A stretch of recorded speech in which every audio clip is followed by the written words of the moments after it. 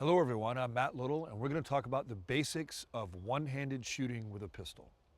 So one thing you have to realize when you're shooting one-handed with a pistol is that the primary way I mitigate recoil and my trigger press to remove any movement in the muzzle when I shoot the gun is through my support hand. So everyone is going to introduce some movement into the pistol when they pull the trigger.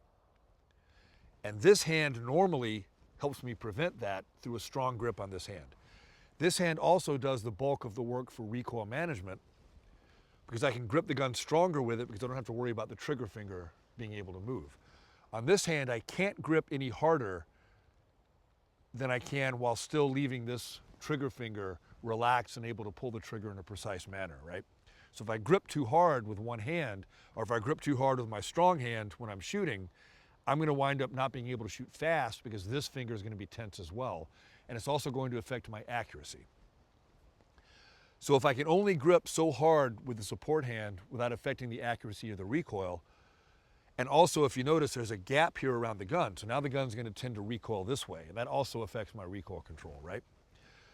So if I can only do so much when I'm shooting one-handed for recoil management and working the trigger, I have to work the trigger more carefully and I have to be very particular about how I hold the gun, right? So there's a couple different options you need to experiment with when you're holding the gun one-handed for shooting.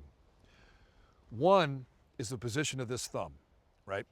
Some people bring the thumb high and get an extra kind of pinching effect on their grip to help control the recoil.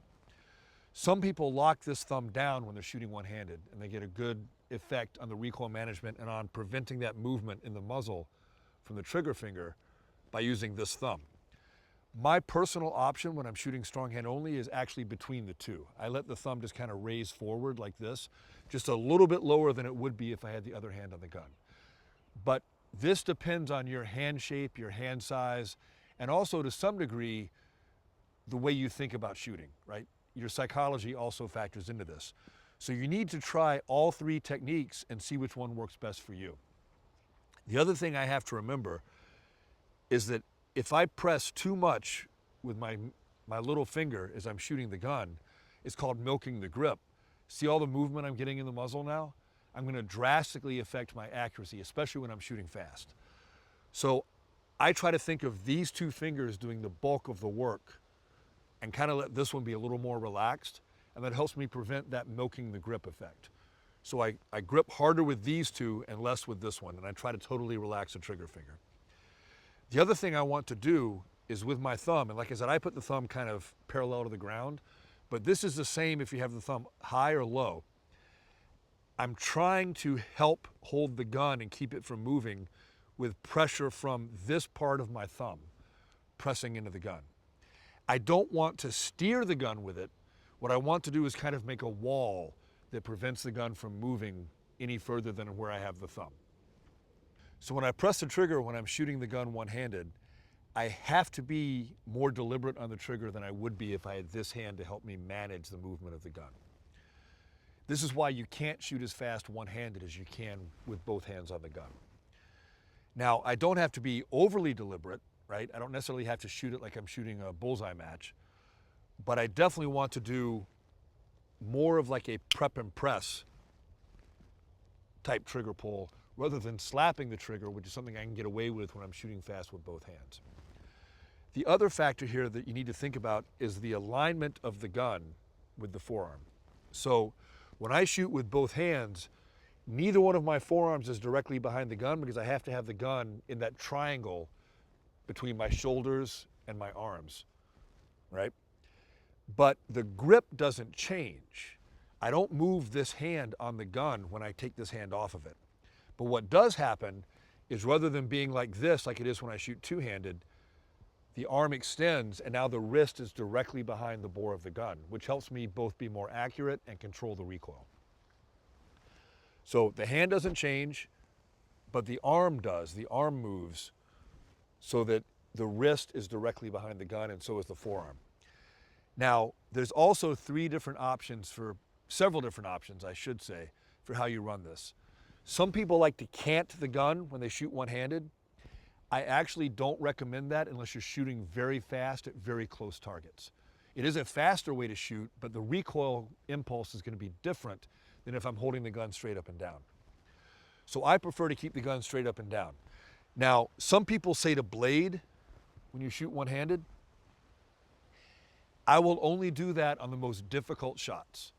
Otherwise, I don't want to have to shift my position and take myself out of that natural, relaxed, athletic stance where I can move in any direction. It's more awkward to move from this position than it is from here. So I'll extend the arm so that the wrist is behind it, but I'm not going to blade unless it's a very difficult shot. One other important consideration when you're shooting with one hand is what you do with the other hand. Now, obviously, if you're shooting with one hand because you're injured, you may not be able to change its position. It may just be hanging loose because of the injury. But whenever possible, I want to bring that arm in, kind of still relaxed, still natural and fluid, but tucked into my chest. So rather than having the hand behind the back or relaxed at the side, or the old school PPC way of putting the hand in the pocket, I want to bring the hand in right here. Now, the reason for that is it makes it easier for me to move, and it also avoids this arm affecting my center of balance as I'm trying to shoot. Now, obviously, if I'm capable with this arm, if it's not injured too badly, when I move, I want to be able to move the arm as I'm running. But as I shoot, I'm still going to bring it back to this position.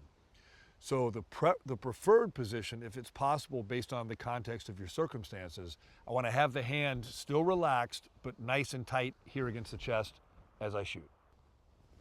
All right, now that we've gone over all the ways to do this and the things you need to experiment with and check out for yourself, I'm going to go live and I'm going to demonstrate shooting the gun one-handed.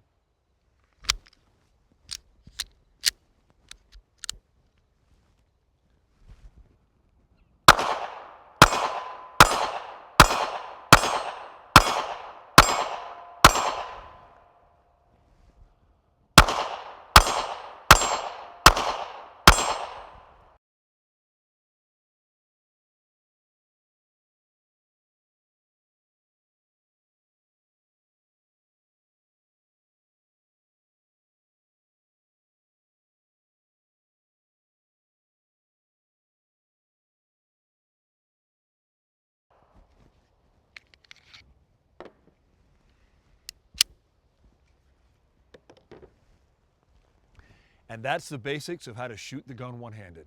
When you work on this on your own, make sure you experiment with the different factors of like the thumb on the grip, blading, canting, how you stand, all of those things, and find the way that works best for you to shoot the gun.